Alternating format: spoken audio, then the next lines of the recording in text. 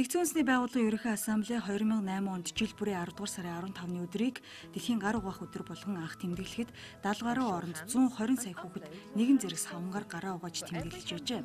Түүнээс хойш жил бүр 200 гаруй сая хүн дэлхийн 100 гаруй улс оронд өргөн тэмдэглэдэг болсон байна.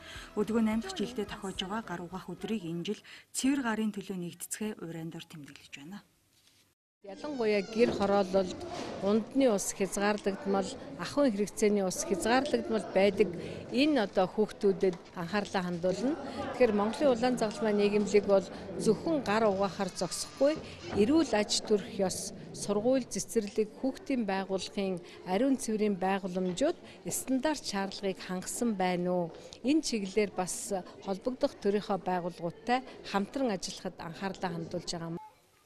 Гарын бохроос болж 30 секунд тутамд нэг хүүхэд суулгалт халдвараар нас бардаг гэсэн судалгааг Нэгдсэн үндэсний байгууллагын хүүхдийн сангаас тооцсон гаргажээ.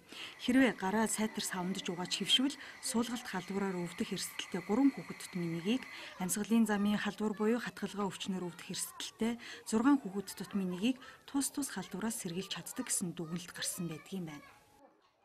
Энэ өдөр хүүхдүүд гараа зөв угааж сурах тэгээд хэрэг хүүхдүүд хэрвээ гараа угаах тэгээ бохирын хамаал тэгээд нэм бэхтэйд маш их үржих учраас гар угаах аргыг заах өдөр болгож тэмдэглэсэн.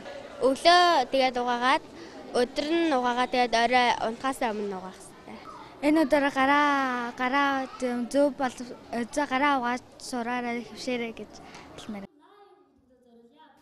Монголын улаан загалмай нийгэмлэгийн эрүүл мэндийг дэмжих хөтөлбөр хүүхд залуучуудын хөтөлбөр хамтран энэ өдрийг нийслэлийн 6 дүүргийн аслагдмал сургуулиудын 600 гаруй хүүхдүүдийн хамт тэмдэглэлээ. Цэвэр гар миний эрүүл мэнд, эрүүл ахуй миний нүдэр сэдвийн дор хүүхдүүд гар зургийн үзэсгэлэн гаргаж мөн урлагийн тоглолтыг зохион байгууллаа.